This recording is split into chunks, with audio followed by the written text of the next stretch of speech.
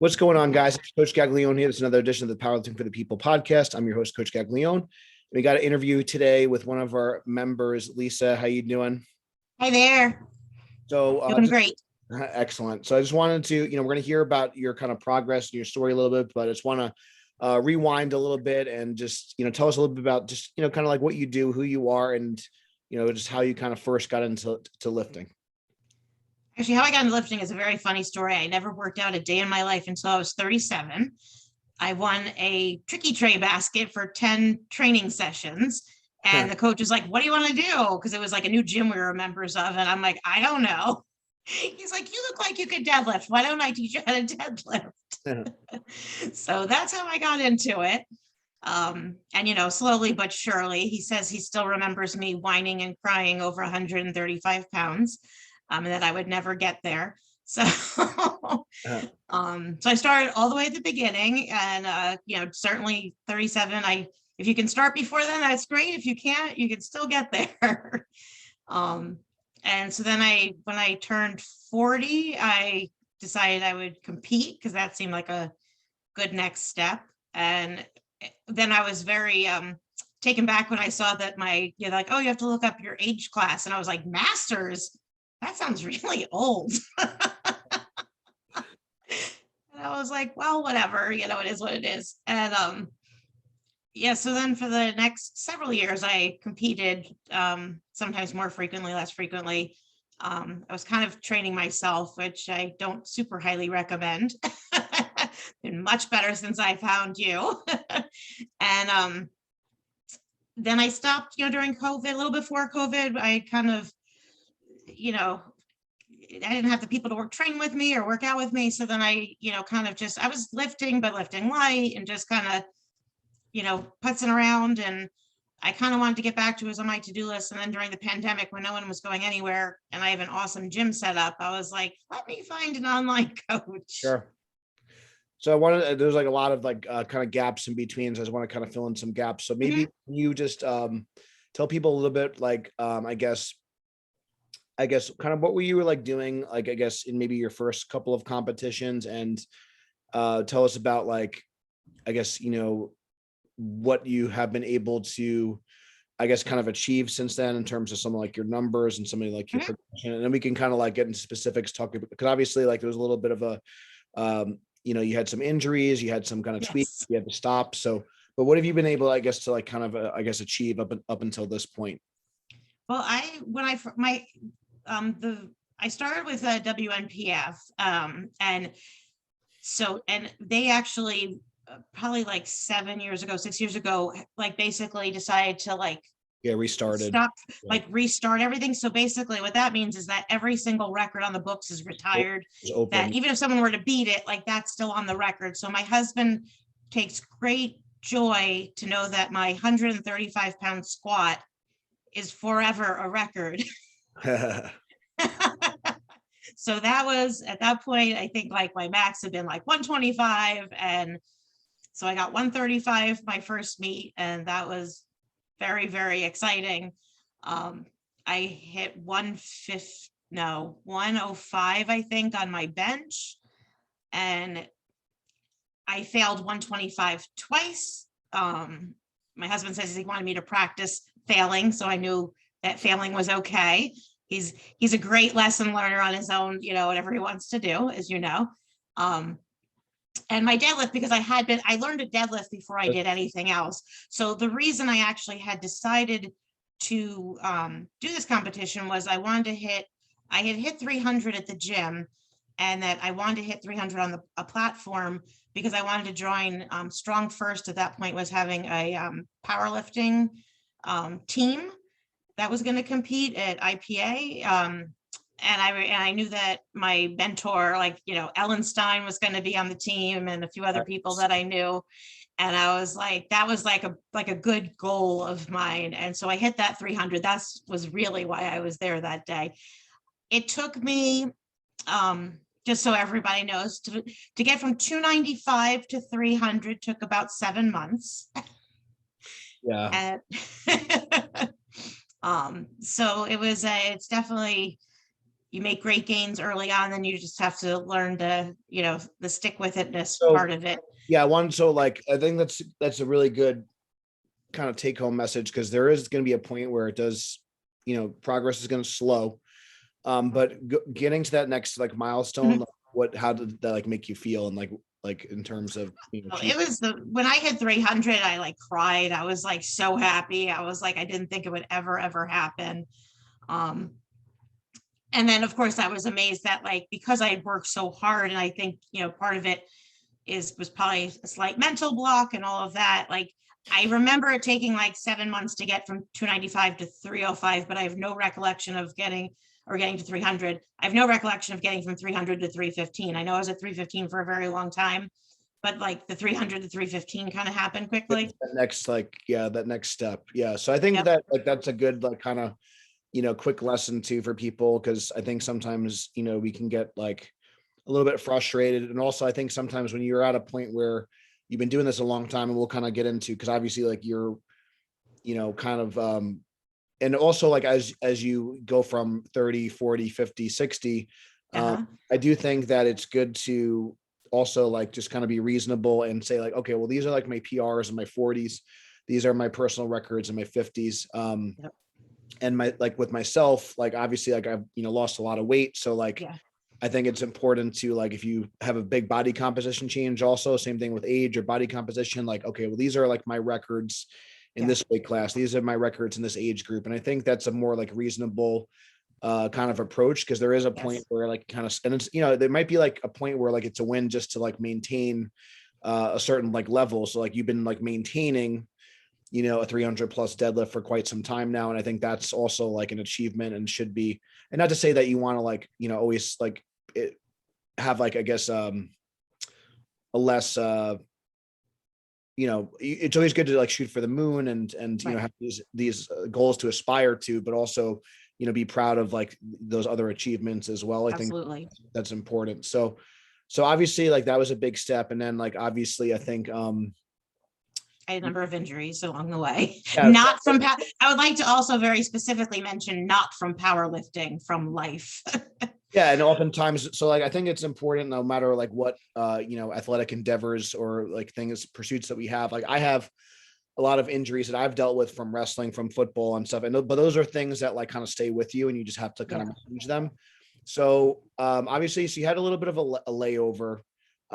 So I just want to like kind of specifically kind of talk about like in terms of like where you were at, like when we kind of, so I guess this was like maybe, I guess like 2020 or whatever, something Mhm. like 2 years ago at this point. So like Yep. obviously you were, so what was like, I guess where were you at?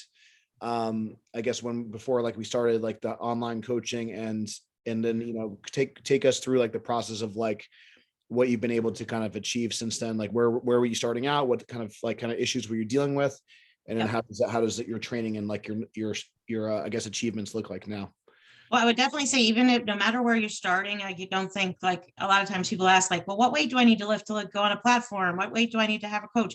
Like, do it as soon as possible. Like, there's no, as long as you can lift an empty barbell, you can get on a platform. Like that's not probably not what's going to happen, but you can. When I first met Coach, and he said to test my, 90% max, just so we knew where to start.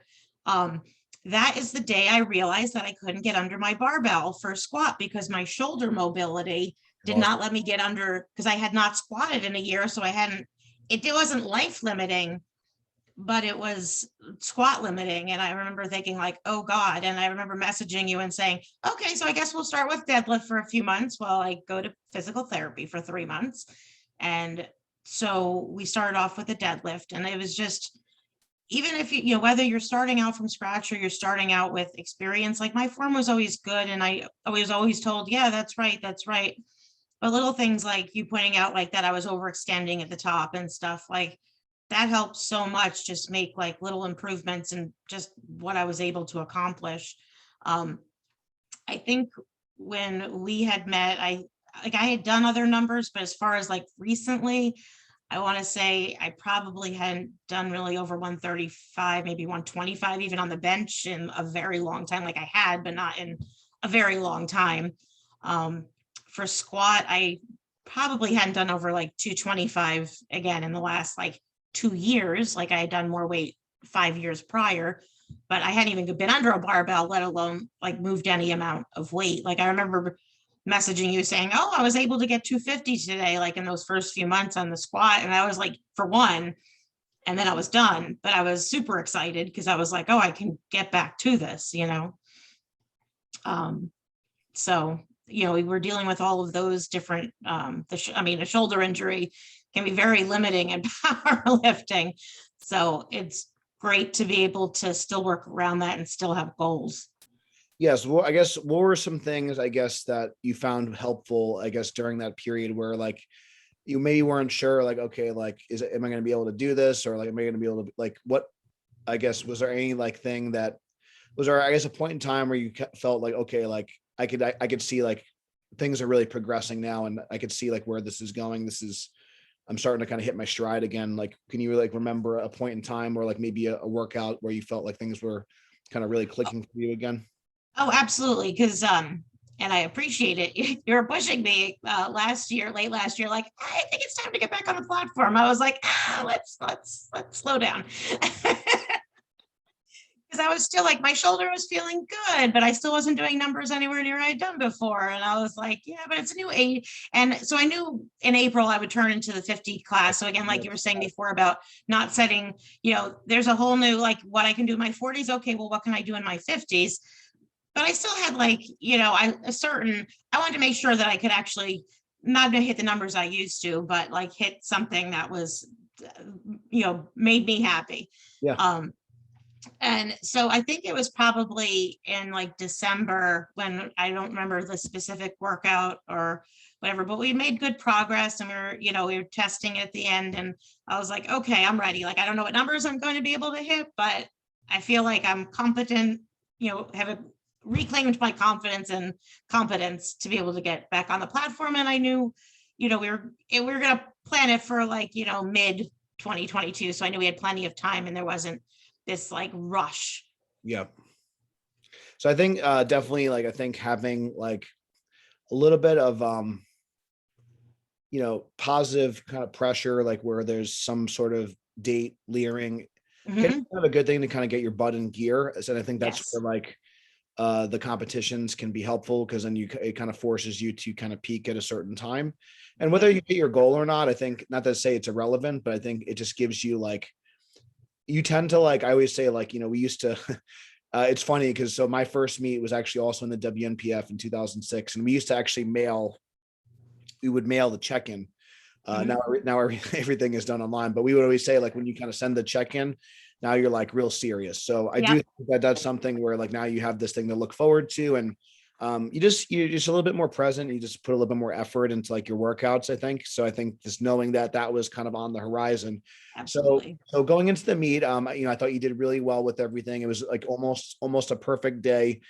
Can you kind of recap some of like the notable lifts and some of like the records that you set at your last competitions? This was obviously your first competition in a new age bracket, like the 50. Yes. Yeah, it was my new age 50 masters class. And there was no New York record. So I was happy to be showing up. So, women who are 50 in my weight class can know that women before them have done it, which, I always like to see. But then I worked with Coach a lot. Actually, I live in New Jersey, but I was able to make it to Coach like once a month to practice with the monolift, to practice with the wraps. And I never, ever thought I'd get to where I got on that day. I think it was kilos. So it was like 342, right? And I had just 2 weeks prior, go on one last time. And I kind of had missed 340. I think I was a lot in my head about it. And, everyone was spotting me and it was super safe, but I was just like, I don't know, maybe 340 is not going to be in the cards, for game day.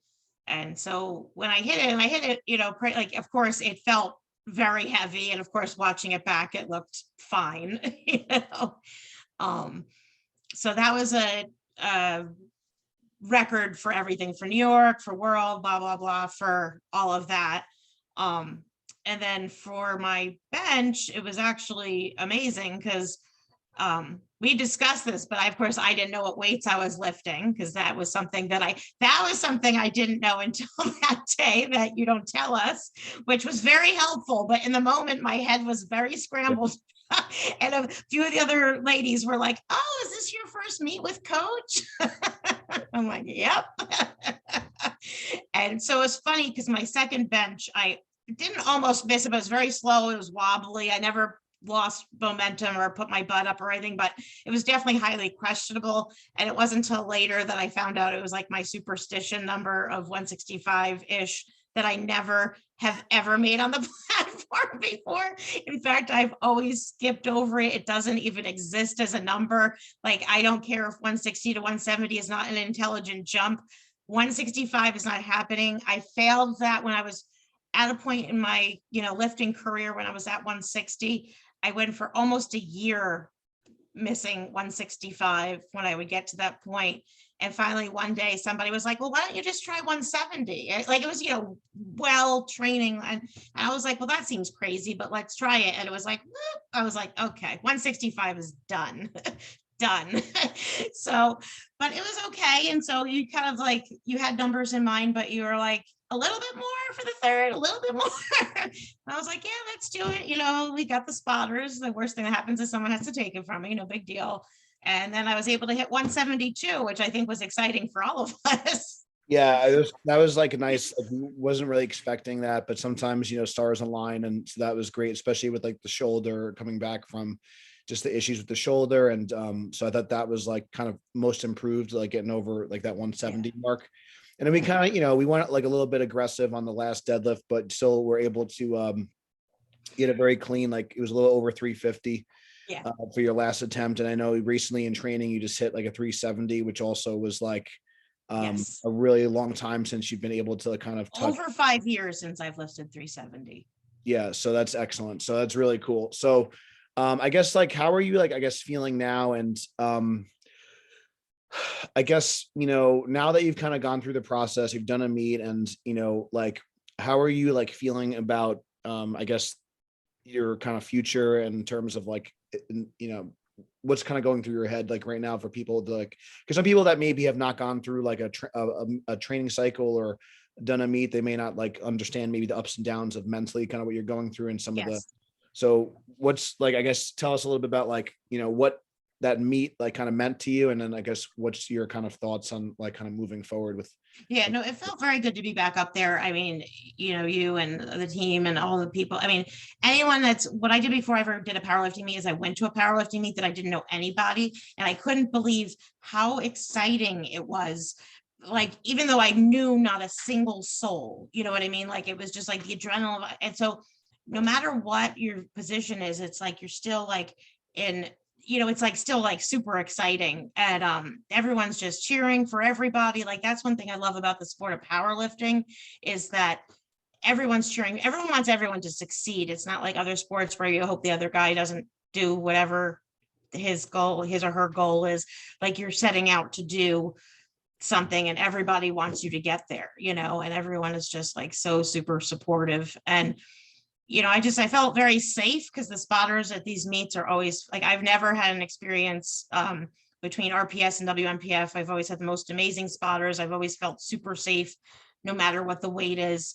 And to me, you're right. It definitely does like right your mind, as far as like, I always say, like, I don't do anything but, perfect form. If I can't do perfect form, I'll put it down or put it back or whatever. But it's like, I always think like, okay, well, like you said, you get your head right. And you also think things like, 3 judges are going to hold me to this form, like from all angles. So it makes you even more present to do it, 100% correct every single time.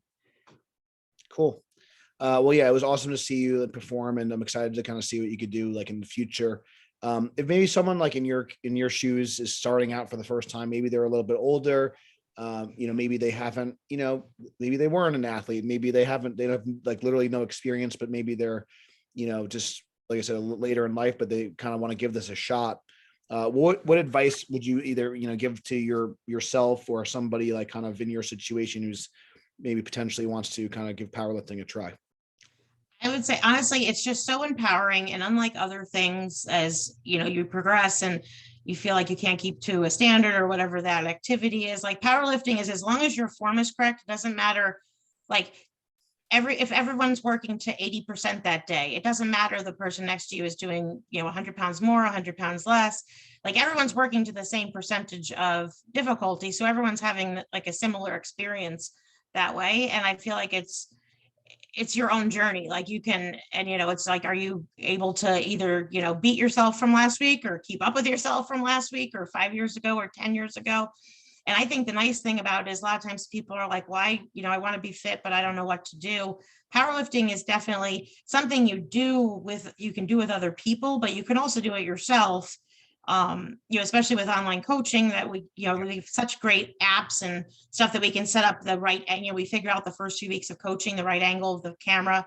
And like, I feel like, honestly, with the app that you use and with your coaching, I feel like you're right there. Like it's the only thing is the time lapse, but as far as, I feel like anybody who just wants to be held accountable and be physically active, like deadlift, it's not like you need to do like a hit where your heart is racing and if your knees are messed up. I mean, like deadlifting is very precise and very, I would say if anyone wanted to start with one lift, I always say start with the deadlift, because you're not putting weight on your spine, you're not putting pressure on your shoulders.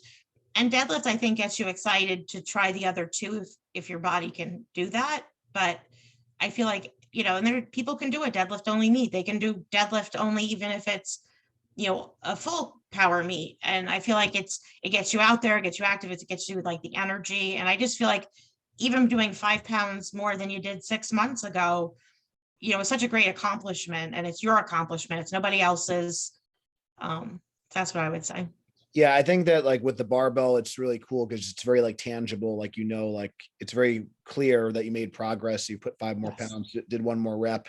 But I also liked what you said, because I do actually have a podcast episode about like doing single lift events and stuff. And I do think I wish more people took advantage of, potentially just like trying one lift or maybe doing that for the first time. I think it's just a lower barrier of entry. And I think especially with the deadlift, like literally you could like do it by yourself. And if worst case scenario, you just drop it, you put it down. And I think from a safety standpoint and just like, like most people in terms of like, range of motion. And if you have, like you said, if you have shoulder or like, hip or knee issues and stuff, like most people could do a deadlift, the squats and the benches as you like age get a little bit more challenging with your, holding the bar, on your back and stuff like that.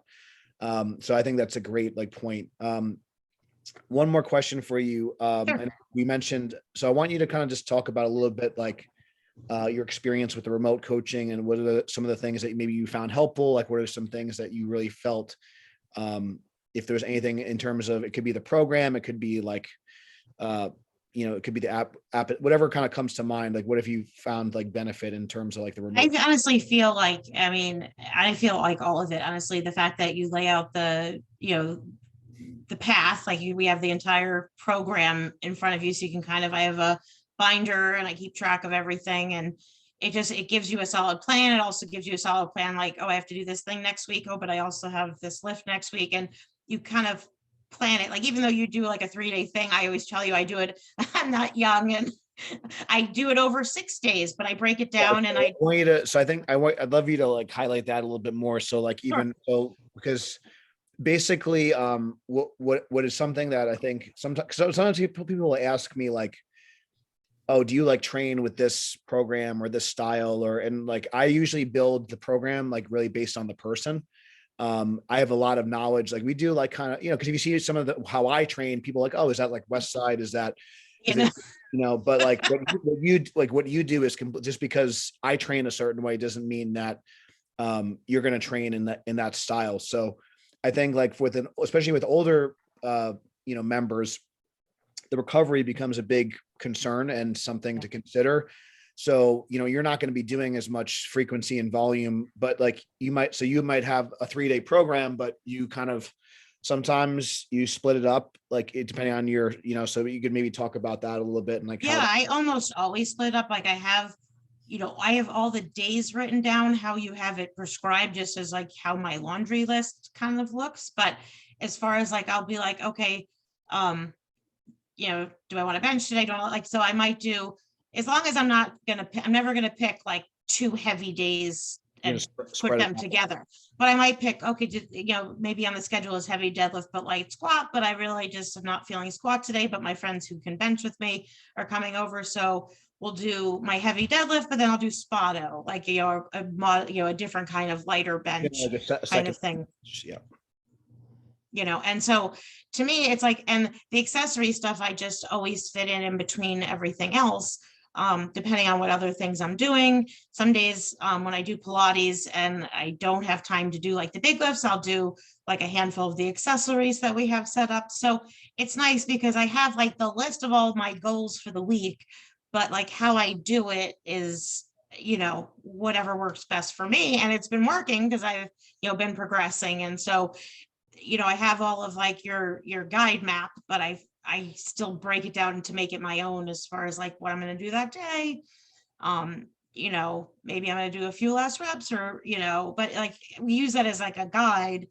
And, I appreciate the fact you're always like, this is the guide, listen to your body, like I've told, and I most of the time do exactly what I'm supposed to. And occasionally I'm like, nope, I shut it down after that because it wasn't like it went poorly, but I just felt like I wasn't feeling 100%. So, to me, I want to be able to lift tomorrow. So I'm never going to push it in a way that like, there's no reason to push yourself over the limits today. So then you can't do stuff for 3 months. I've had injuries, not from powerlifting, but I know what it feels like to be out of commission for 7 months, and nobody needs that, not for any reason at all. Sure. And so the other thing about the online coaching is that the app that you use with like being able to do with like the circles and the arrows and I found that especially in the first like 6 months, where, my form wasn't bad. It's not like you needed to teach me how to squat per se, but we had all the little things to fix because nobody had ever fixed anything on my thing. So it was, 90% accurate, but that 10% is a big place Yeah. for improvement,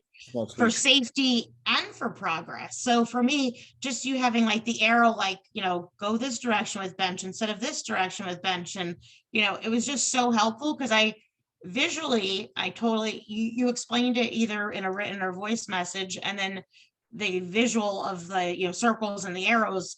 And this way, even like I totally understood what was meant. But like next week, if I was trying to remind myself, like when we were doing the floor presses, I was kind of like confused where my shoulders might go. Again, I wasn't going to hurt my shoulder, but there was a more accurate way to do it. So I would pull up, last week's information and see your arrows and hear your voice message and then go do it. And like I said, it felt like I might as well be at the gym. Like it's nice to be at the gym where you get the camaraderie and stuff, but especially in the middle of COVID when, being alone was much safer and much better. I was alone, but not alone. Yeah, I think it's really good. And I think also too, like you get out what you put into it. And obviously like you are utilizing the information and making the adjustments and communicating well. And sometimes like there was an instance like for this training cycle, we kind of just because of circumstance, we kind of extended it out a little bit longer. And there's other times where like, okay, we're kind of beat up and we need to like stop, So I think like just we'll have a plan, but then we kind of make adjustments like as we go. Absolutely. And I do And I think, appreciate that. yeah, I think that's important because some people will kind of like not communicate. So I think, the communication is really key. And then there's also been times where like if I'm traveling, whatever, and where you were getting ready for a meet where like I might, do something live on Zoom or something Yep. just as needed, just so like, okay, like when we're trying to hit like a really specific weight to kind of peak for a contest. And then when we're in more of like an off season, period, we're a little bit more flexible in our approach and, there's no like rush, like obviously, but Right. when you're training for a contest, being like really kind of making sure you're making the right adjustments on the fly and stuff like that, I think is great. So I think all that stuff is excellent. And I think that'll be helpful for people like listening. So I appreciate you coming on today. I'm looking forward to seeing what you do in the future. So if you guys enjoyed the podcast, please give it a 5-star review and please share it with a friend, helps other people find us. Thank you guys so much for listening. Until next time, stay strong and we'll see you soon.